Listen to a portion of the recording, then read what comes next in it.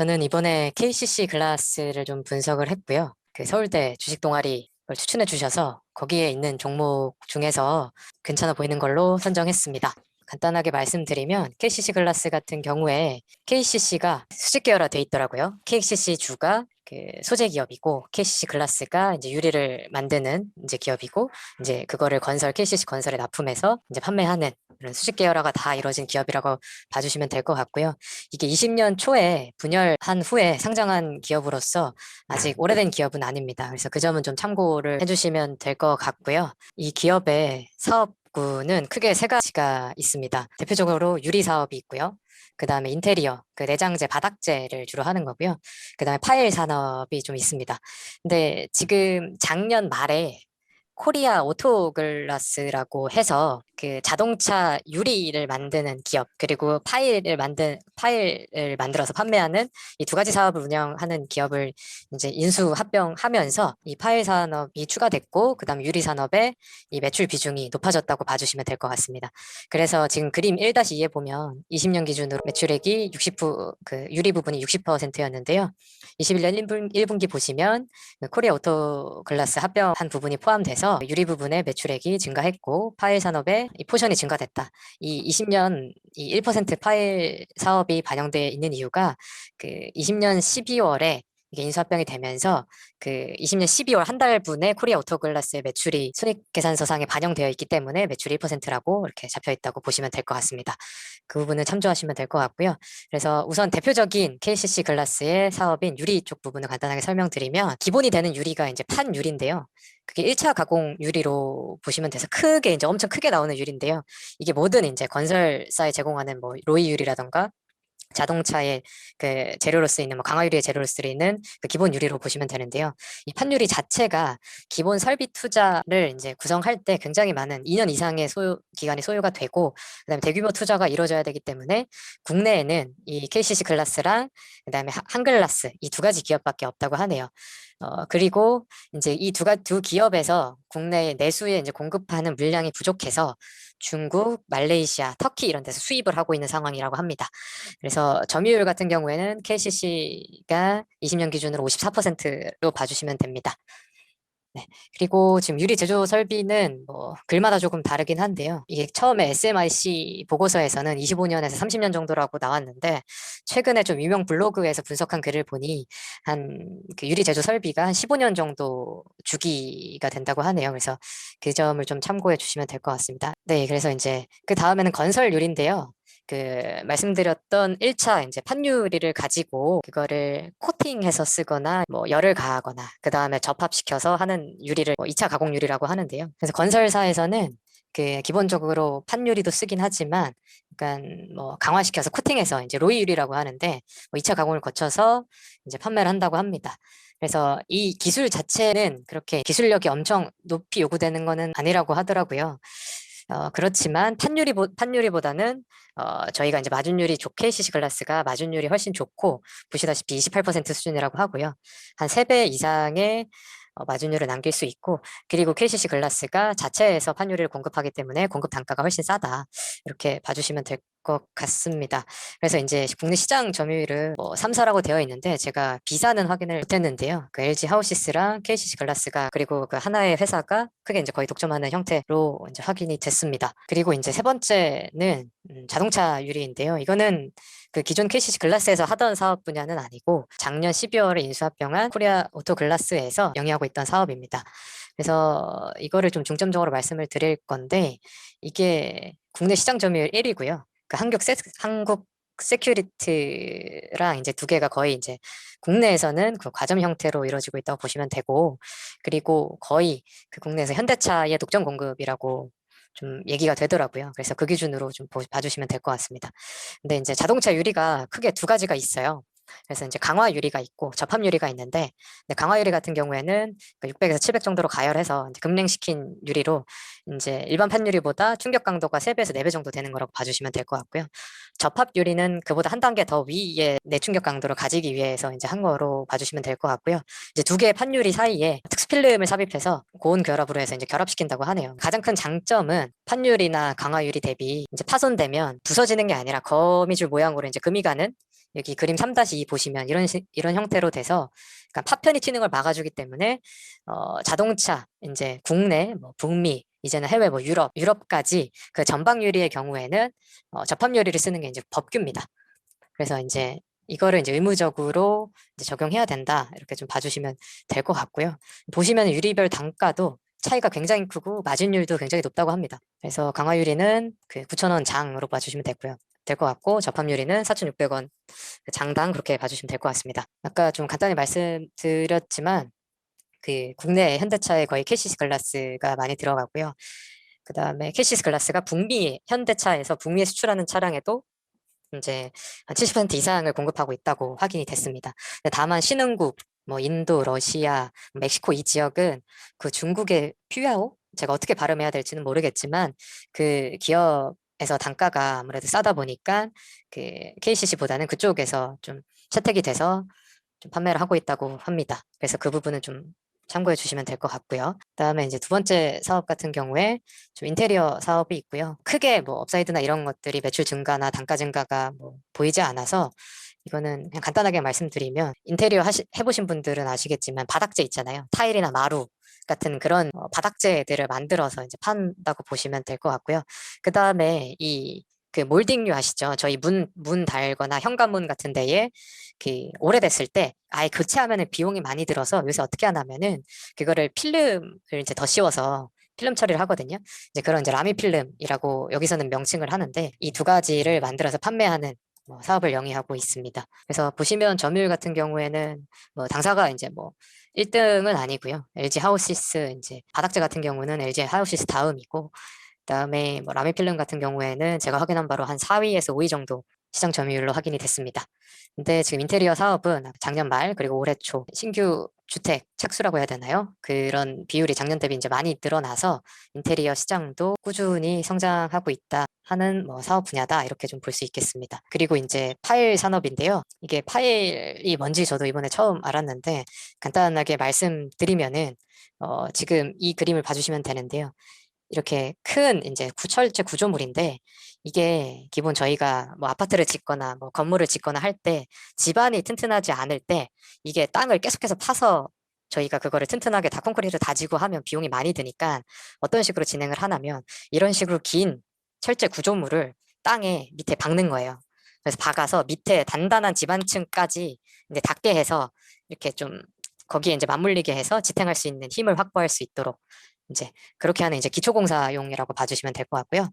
이거는 지금 뭐 시장 점유율은 뭐 20년 기준으로 8.5% 정도 되고 이것도 상위 6개사가 이제 시장 60% 점유하고 있는데요. 이 사업의 이제 가장 큰 특징은 지금 이제 올해 건축 수요가 증가돼가지고 이미 올해 초부터 풀캐파로 대응 중이고요. 단가도 작년 말부터 시작해서 올해 계속 상승 중이고 올해 연말까지 그리고 내년 초까지는 수요가 아까 수요가 공급보다 훨씬 초과한 상황이라 저희 이제 케이시스 글라스도 풀카파로 대응해서 매출이 이제 예상되는 거라고 봐주시면 될 것 같습니다. 단가는 보면 지금 20년 기준으로 톤당 9.7만 원에서 1분기 때 12만 2천 원 그리고 2월 이후에 13만 2천 원까지 올라갔다고 합니다. 근데 이게 13만 2천 원이 역대 최고값이라고 해서 우선 제가 계산할 때는 13만 2천 원 기준으로 다 수익 계산을 해뒀습니다. 이거는 참고하시면 되고요. 그 파일값이 상승한 거는 뭐 중국에서 그 건축 사업 건축 수요 상승으로 인해서 철강석 값이 올라가지고 그거에 동반해서 파일값이 상승됐다 이렇게 봐주시면 될 것 같아요. 그리고 아까 말씀드렸지만 지금 가동률이 보면은 114%까지 나와 있는데요. 이게 SMIC에서 계산한 것보다 1분기 때 훨씬 가동률을 높여서 오버캐파해서 지금 대응하고 있는 걸로 나와 있어요. 그래서 이거 기준으로 수익성 계산했다고 봐주시면 될 것 같습니다. 네, 그래서 지금 크게 유리 인테리어 파일 산업으로 말씀을 드렸는데요. 지금 그 컨센에서 예측한 것 대비 SMIC에서 훨씬 더 높게 뭐 아래 지금 산업 전망 분석 결과의 사유로 인해서 더 매출이 잘 나올 것이다 이렇게 예측을 했고요. 저는 그 SMIC 보고서에서 보고서 내용이 맞는지 좀 검증하는 식으로 이번 보고서를 작성했습니다. 그래서 우선 산업 전망을 좀 말씀드리면 중국 건설 경기 활성화돼가지고 중국 내 판유리 가격이 많이 올랐대요. 근데 아까 말씀드렸지만 국내 유리 수요도 지금 부족한 상황이라서 말레이시아 산을 한 10% 이상을 지금 수입을 하고 있었는데 말레이시안 판유리 가격이 되게 쌌었거든요. 근데 지금 중국에서 판유리 가격이 오르니까 말레이시아에서 저희 국내로 수출하는 물량을 줄이고 중국에서 단가를 높게 부르니까 중국으로 지금 수출하면서 올해 이제 당장 1분기만 봐도 국내 수입하는 비중이 30%가 줄었더라고요. 그래서 그 효과로 인해서 저희 기본적인 판매 단가가 많이 상승이 됐다라 봐주시면 됩니다. 그래서 보시면은 16에서 이제 12% 정도 감소했고요. 제가 경쟁사가 유일하게 이제 한글라스라는 업체가 있다고 했는데 이게 아까 유리 설비가 15년 주기로 보수공사가 들어가야 되는데 이 한글라스가 원래 올해 6월부터 그 설비가 3개가 있는데 순차적으로 이제 보수공사에 들어가기로 했어요. 근데 점유율이 20% 정도니까 한 기당 7%라고 봐주시면 될 것 같은데 근데 이제 문제는 저희 KCC에 이제 3월 15일 날 공시가 떴는데 저희도 이제 5호기까지 있는데 3호기가 문제가 생겨서 가동 일시적으로 정지가 돼서 이게 두 개의 판유리 제조업체가 서로 그 내용을 이제 공유를 하면서 협조를 한다 하더라고요. 그래서 한글라스의 그 보수 시기를 6월에서 이제 9월로 미뤘고요. KCC는 7월에 재작동한다고 하는데 그 추가 이제 블로그의 분석글을 보니까 처음에 재작동을 하고 한 개월 동안 1개월 동안은 이렇게 정상 가동하기 위한 준비를 추가적으로 해야 돼서 아마도 8월부터 재생산 가능할 거다 이렇게 좀 보더라고요. 그래서 그 기준으로 봤을 때 지금 중국의 수요가 부족해서 말레이시아나 터키의 수입이 제한되는 점, 그 다음에 국내에 공급도 지금 차질이 있는 점으로 인해서 유리 가격은 많이 올라갈 것으로 보이고요. 그 다음에 지금 보시면 중국에서 판유리 수입하는 가격인데요. 20년 대비 이게 킬로그램당 USD 가격인데 그 20년 말 보시면 킬로그램당 USD가 0.45, 42, 44 이 수준인데 지금 1월부터 5월까지 보시면 많이 올랐죠. 네, 거의 30% 이상 올랐다고 봐주시면 될 것 같습니다. 그런데 지금 저희 KCC를 보면 지금 그 1분기 때 제가 지금 자료가 순간적으로 어디다 뒀는지 찾지를 못하고 있는데 1분기 때 그 판유리 가격을 상승을 안 했어요. 지금 중국 단가 보시면 이렇게 상승이 됐는데도 불구하고 1분기 때 반영을 안 했는데 지금 이제 3월부터 이제 유리 단가를 상승을 시켰고요. 그게 이제 2분기부터 이제 평단가가 반영이 돼서 이제 수익이 상승할 것으로 이제 봐주시면 될 것 같습니다. 근데 지금 저희 그 증권사에서 분석한 컨센에는 그게 좀 반영이 안 된 것으로 보여서 지금 주가에도 지금 반영이 좀 덜 됐다라고 좀 판단이 되어지고요. 그 다음에 이제 건설 유리 같은 경우에도 판매가 언제 되는지 좀 확인을 하려면 그 건설 그 아파트나 이런 것들의 착공 시점이 유리 투입 시점이 착공 후 1년이라고 하더라고요. 근데 지금 20년 분양 실적이 34만 호고 21년 분양 계획이 41만 호고 이제 이 부분이 19년 31만 호 대비 꾸준히 증가하고 있어서 당장 지금 21년 올해만 보다 하더라도 그 유리 수요는 계속 증가될 것으로 보인다 이렇게 봐주시면 될 것 같습니다. 그래서 이거는 판유리랑 그 다음에 건설 유리, 강화 유리에 대한 수요가 증가하고 단가도 상승했다 이렇게 정리할 수 있을 것 같고요. 그 다음에 자동차 유리 같은 경우에는 아까 처음에 말씀드렸지만 기본적으로 자동차에는 강화 유리는 기본으로 쓰여야 되고요. 전면에는 접합 유리가 기본화돼야 되는데 고급차나 SUV 판매 비율이 증가하고 있는데요. SUV의 경우에는 이게 보시면 그 차에 들어가는 뭐 앞유리, 후면 유리, 측면 1열, 2열, 썬루프 보시면 되는데 강화 유리가 들어가는 차종은 노란색 음영, 접합 유리가 들어가는 거는 파란색 음영 이렇게 봐주시면 될 것 같아요. 근데 지금 21년, 22년을 보면 기존에는 그랜저, 뭐 그다음에 K5 이런 데 보면 측면에 강화 유리가 들어갔었던 거를 보실 수 있는데 지금 20년, 21년 같은 경우에는 K5급, 소나타급까지 측면까지 접합 유리를 써서 접합 유리 사용 비율이 점점 높아지고 있다 이렇게 좀 확인할 수가 있습니다. 그리고 가장 큰 부분은 지금 아이오닉의 경우에 지금 모든 유리를 다 접합 유리를 쓰고 있어요. 그래서 이제 매출 이익 같은 경우에 훨씬 더 이제 개선될 것이다 이렇게 좀 보여지고 있습니다. 그래서 이 부분도 굉장히 약간 좀 이 자동차 유리 사업의 밸류에이션을 좀 조정하는 데 있어서 좀 긍정적인 측면으로 보여질 것 같고요. 그리고 보시면은 산타페 약간 세단 말고 이제 SUV 같은 경우에는 그 차급에 상관없이 측면의 경우에 다 접합 유리를 사용하고 있어서 지금 요새 추세가 SUV의 판매 비율이 세단보다 점점 높아지고 있습니다. 그래서 그 부분도 굉장히 긍정적이다. 여기 SMIC에서 좀 분석한 거를 보면 말씀드린 대로 접합 유리의 매출 비중이 지금 증가하고 있고 20년도 기준으로 뭐 매출로 치면 단가가 한 5배 넘게 나니까 매출 비중으로 따지면 60%를 넘게 육박한다 봐주시면 될 것 같고요. 그다음에 단가는 지금 보시는 바와 같이 참고해 주시면 됩니다. 이 강화유리는 아까 9,000원 정도, 그다음 접합유리는 5만 원 정도, 5만 3천 원 정도 말씀을 드렸는데 이게 19년 대비 20년도에서 줄어든 사유를 좀 간단하게 말씀드리면 원래 처음에 초기에 접합유리가 전방에만 적용이 됐었거든요. 근데 이제 측면이랑 뭐 측면에 들어가기 때문에 면적이 측면의 경우에 전면보다 작기 때문에 장단 단가가 싸질 수밖에 없어요. 그래서 이제 그 부분이 반영됐다 이렇게 봐주시면 될 것 같습니다. 그렇다 하더라도 강화율이 대비 영업이익률은 많이 나온다. 이렇게 좀 봐주시면 될 것 같고요. KCC의 경우에는 현대차 국내, 북미, 그리고 기아차 국내에 들어가는 차량에 한해서만 현재는 공급되고 있다. 이렇게 봐주시면 될 것 같습니다. 이거 유리 사업 같은 경우에 기본적인 판유리 그러니까 생산을 이게 계속 돌려야 된대요. 그래서 항상 풀캐파 100%로 대응을 해야 되는 특성이 있다는 점을 우선 말씀을 드리고요. 그렇기 때문에 판유리를 가지고 그거를 그대로 팔지 않고 건설 강화 유리를 만들거나 자동차 유리를 만들면 그만큼 판유리의 포션이 줄어든다. 이렇게 봐주시면 될 것 같고요. 20년 기준으로 제가 기억하기에 자동차 유리가 한 15% 정도, 그 다음에 그 건설사에서 쓰는 강화 유리가 한 13에서 15% 정도로 우선 제가 기억을 하고 있는데 그거는 추가적으로 확인을 해서 네, 제가 말씀드리겠습니다.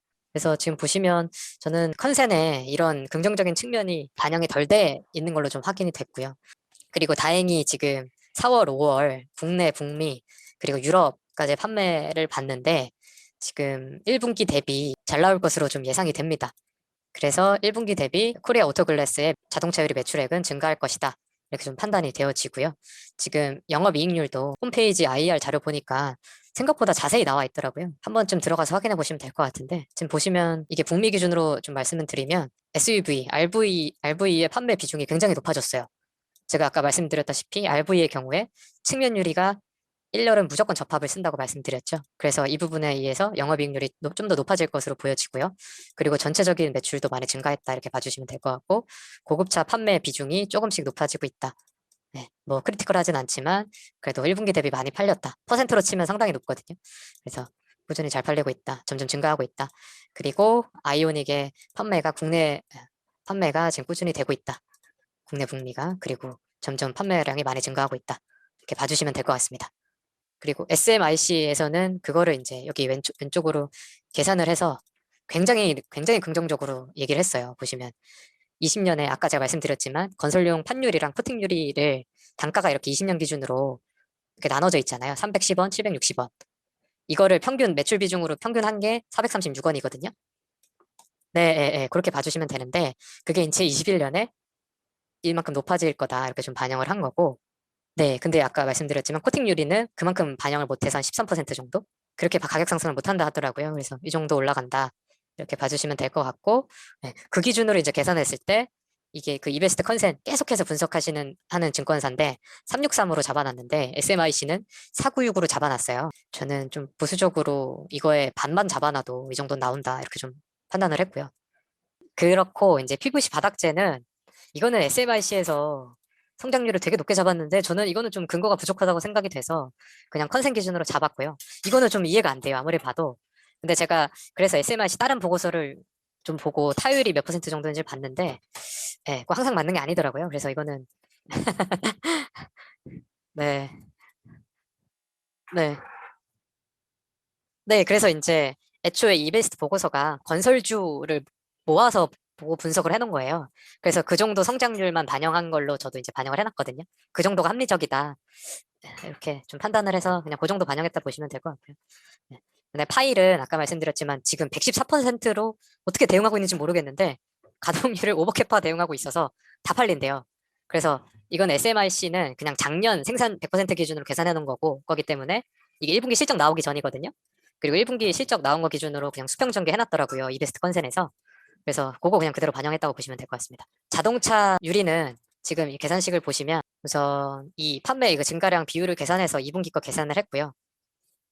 그리고 3, 4분기가 최소 못해도 1분기 이상은 나오지 않을까라고 생산해서 우선은 보수적으로 이 정도로 잡았는데 자동차 계절 특성상 3, 4분기 때 판매가 안 나오진 않아서 최소 이 정도는 나오지 않을까 싶어서 이렇게 좀 잡았습니다. 공격적으로 보고 싶다 하신 분은 유수치 참고하시면 됩니다. 네, 그 SMRC 참고하시면 되고요. 네, 그래서 이제 이걸로 봤을 때 지금 펄이 현 시점으로 지금 9.5인가 6인가 그래요. 이게 아마 21분기, 2분기 어닝이 나오면 지금 아까 말씀드렸던 영업이익률 개선, 뭐 유리사업 호재, 뭐 자동차 적합률이 비율 증가 이런 것들로 인해서 밸류에이션이 좀 상승할 거라고 좀 보고 있고요. 그럼 보수적으로 보더라도 지금 최소한 10은 받을 수 있다라고 좀 판단이 돼서 그 86,000원 정도가 나온다 이렇게 좀 판단을 했습니다. 그리고 이제 주요 건자재 그 이베스트 컨센에서 비교하는 걸 보면 뭐 다양하지만 이 뭐 기준으로 봤을 때 9.6, 12 그렇게 막 긍정적으로 준 게 아니라 좀 보수적으로 줬다 이렇게 봐주시면 될 것 같아요. 그래서 뭐 결론은 최소 38% 기대 수익률을 볼 수 있다 이렇게 좀 보여지고요. 그다음에 SMIC 기준으로는 뭐 83%의 기대 수익률을 예상을 하고 있습니다. 이 이베스트 컨센이 잘 안 나와 있기 때문에 주가가 지금 평행선 유지하고 있다. 그래서 오히려 좀 들어가기 좋은 타이밍이 아닐까? 저는 그렇게 긍정적으로 보고 있습니다. 그리고 재무제표는 제가 뭐 딱히 이상한 거 발견 못했는데 이거 유독 20년 12월에 당기 순이익이 말도 안 되게 높잖아요, EPS랑. 이거는 좀 확인을 했는데 이게 인수합병 할 때 그 A 기업을 인수할 때 인수 가격이 있잖아요. 인수 가격보다 순자산이 더 많을 때 그만큼 이제 당기 순이익에 반영을 하더라고요. 그래서 그거를 빼면은 이제 당기 순이익이 이제 247억 원 정도라 이제 봐주시면 될 것 같고요. EPS도 이제 1.546 이 정도라 봐주시면 될 것 같습니다. 그냥 일시적인 증상이다. 그냥 인수합병에서 발생되는 이제 일시적인 숫자 증가 이렇게 봐주시면 될 것 같아요. 그거 말고는 특이점은 없었습니다.